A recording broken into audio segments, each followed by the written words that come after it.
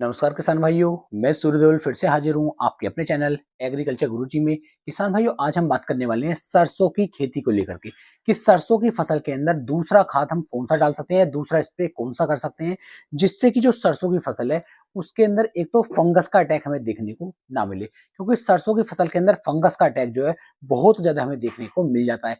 कभी कभी कीटों का अटैक भी इसके अंदर बहुत ज्यादा आ जाता है, जिससे जो हमारी सरसों की पैदावार थी वो काफी ज्यादा प्रभावित हो जाती है, उसमें काफी ज्यादा नुकसान हमें देखने को मिल जाता है। तो हमें किस किस चीज का किस समय पर क्या ध्यान रखना है, संपूर्ण जानकारी मैं इस वीडियो के अंदर आपको देने वाला हूं। तो वीडियो को पूरा देखें जिससे कि आपको बेहतर जानकारी मिल सके। तो चलिए शुरू कर लेते हैं।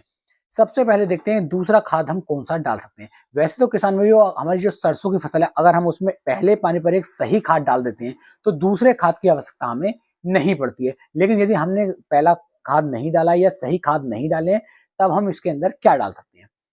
तो जो हमारी सरसों की फसल है, इसके लिए सबसे ज्यादा उपयोगी रहती है आपकी सल्फर। सल्फर का उपयोग यदि आपने सरसों की फसल के अंदर नहीं किया तो आप काफी नुकसान में जा सकते हैं। तो हमेशा ध्यान रखें, जितनी भी हमारी तेल वर्गीय फसलें हैं, इन फसलों के अंदर हमें सल्फर का उपयोग जरूर करना चाहिए।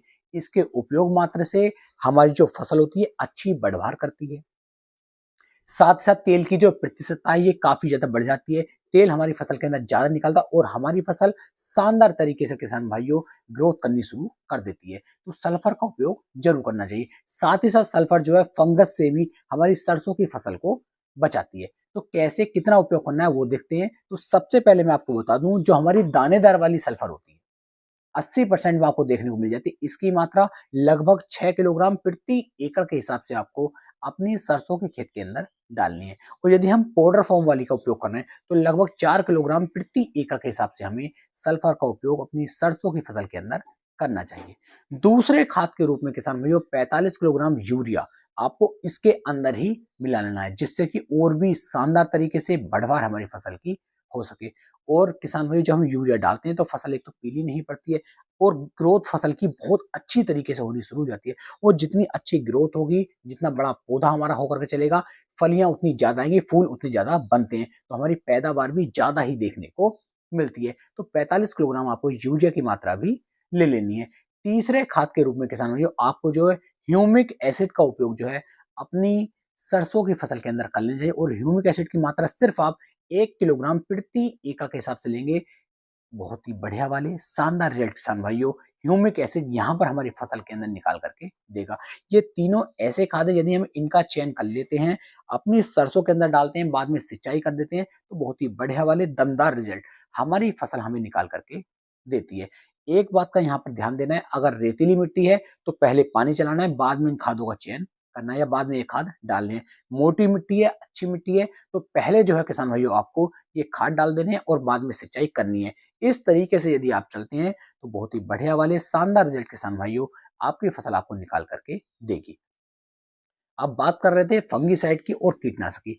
देखिए, सरसों की फसल के अंदर फंगस का अटैक भी और कीटों का अटैक भी काफी ज्यादा मात्रा में आपको देखने को मिल जाता है। अगर आपको स्टार्टिंग में लग रहा है कि हमारी फसल के अंदर अटैक हो सकता है, तो आप कोशिश कर सकते हैं उसके अंदर जो अमेस्टार्टो फंगीसाइड सिंजेंटा कंपनी का आता है, इसे आप ले सकते हैं लगभग 200 ml प्रति एकड़ के हिसाब से। और इसका एक सिंगल स्प्रे हम अपनी सरसों की फसल के अंदर करते हैं तो फंगस का जो अटैक है वो बिल्कुल भी हमारी फसल के अंदर देखने को नहीं मिलेगा। और यदि बात करी जाए कीटनाशक की, तो आप सिंजेंटा का ही एम्पली को ले सकते हैं, वो भी बहुत अच्छा कीटनाशक है।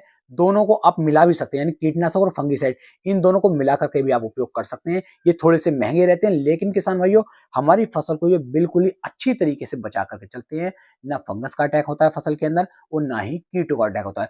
इस तरीके से आप चलते हैं, समय से पानी लगाते हैं, तो आपकी जो सरसों की फसल होगी वो बहुत ही बढ़िया वाले दमदार रिजल्ट किसान भाइयों आपको निकाल करके देगी। आपकी पैदावार भी बहुत अच्छी किसान भाइयों मिल जाएगी।